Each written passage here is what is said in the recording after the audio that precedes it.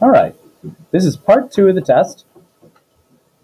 Um, you're going to see all the heading options still on the board. As I was just reminding the class, you will not have to use every single heading. You will only use the 5 necessary for the 5 paragraphs, and make sure they're the best fit, because some of these could work for more than one. Make sure you can only use each one once, and you won't use them all. Now, let's read paragraph 4. You just chose the heading for paragraph 3. Go ahead and read along with me. Courtney, head up, read along with me. What's that word? And we're going to begin. As soon as you hear me begin, you may also begin reading your test.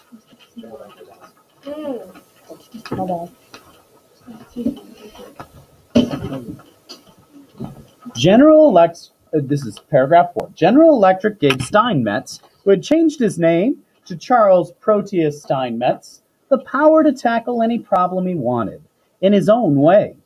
Eagerly, he crowded more and more work into his day. Steinmetz loved working with young people and enjoyed all kinds of fun.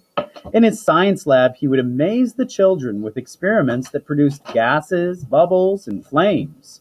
He was the most popular teacher at Union College, where he taught electrical engineering. And through him, General Electric itself became a school. He was the flame that lit the mind of the young engineers. But Steinmetz was interested in more than science. He cared deeply about the public schools of Schenectady. In the 2 years he served as a city official, 8 new schools were built.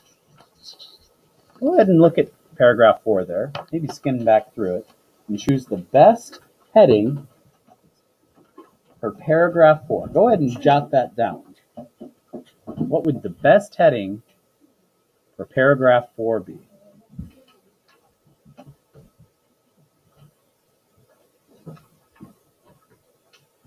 Make sure you think about what was the main idea of that section. Now we're going to read the last paragraph, and then you're going to fill in your very last heading. At the very end of his life, Steinmetz had another triumph. He conquered the great enemy of the electric power industry, lightning.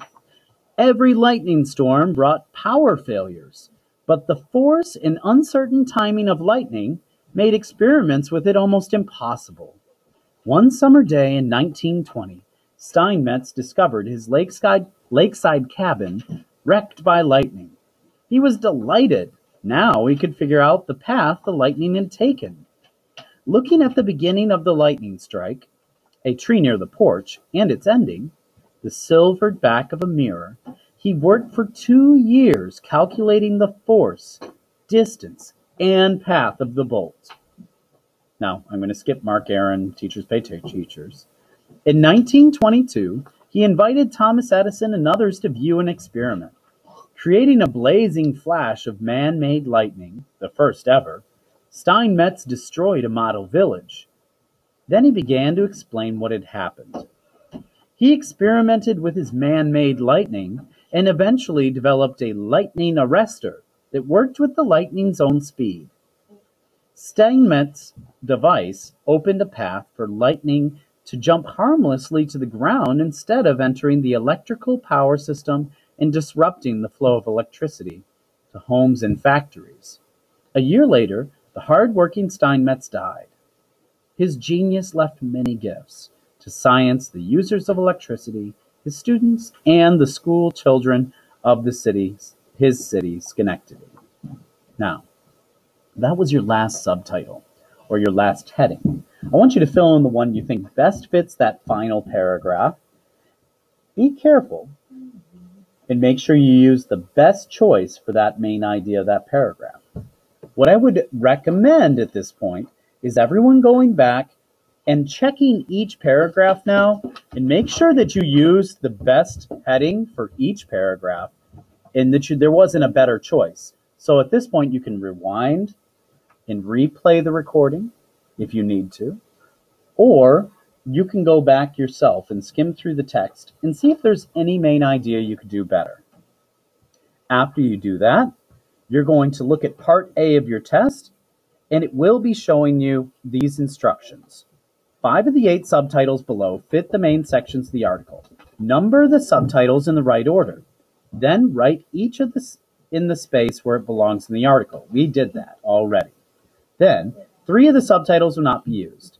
For each subtitle used, explain using evidence why you chose this subtitle.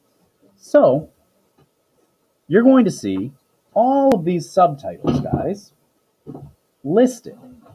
Only 5 of them are going to actually be counted. So, for example, I'm going to switch to a view where you can see the test and I can explain to you.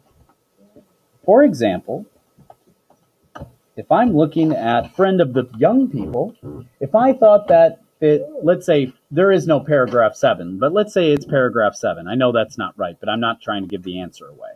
Let's say I say it's paragraph 7. There is no paragraph 7 once again. This is not the right answer. It's an example. I would write the number of the paragraph down right there, 7. Then I would explain, I think friend of the young people is the main idea because, and I have to explain why I think friend of the young people is the very best fit for the main idea. You need to explain it. So say in that paragraph, it talked about and explain why friend of the young people fits. After you finish part A, you should there will be 3 you don't use if you're not going to use it. If you're like, oh, hat making machines wasn't a good one. I'm not saying it isn't. I'm not giving away answers. But if you didn't use that one, you can cross it out and just put a number next to the ones you did use, because there'll be 3 you didn't use. Now, the very next section is part B, and it says for each question, check 2 answers that are correct. For example, number 1 says, what things did Steinmetz lack that almost kept him from being admitted to the United States? I'm going to click the 2 that makes sense with a check mark. So if I think it's this one and this one, I will check those off and leave the other 2 blank. Do not mark more than 2, and do not mark less than 2. There are 2 good answers for every single question. I'm going to erase that because you don't need to worry about that. So on number 2, what large problems did Steinmetz help solve? You're going to check off the 2 correct answers. 2 of the answers there are not true. Now that's true for all of these. Always check 2, not just 1. Now the very final section of the test is another reading assignment. You're going to read this one on your own. It's a review of some of the things that we talked about. This one talks about his name changing. It's going to talk about why did he change his name, and look at the question. It says, based on the article, which of the above do you think may have influenced Steinmetz to change his name? Explain below. Be sure to include direct quotes from the text. You must support your answer with a quotation, meaning you should say, in the text it said or stated blank, and do a direct quote to support why. You guys may begin. If you want to work ahead now, you can. If you need to go back to this recording, go back to this recording to take the test at any time. Thank you.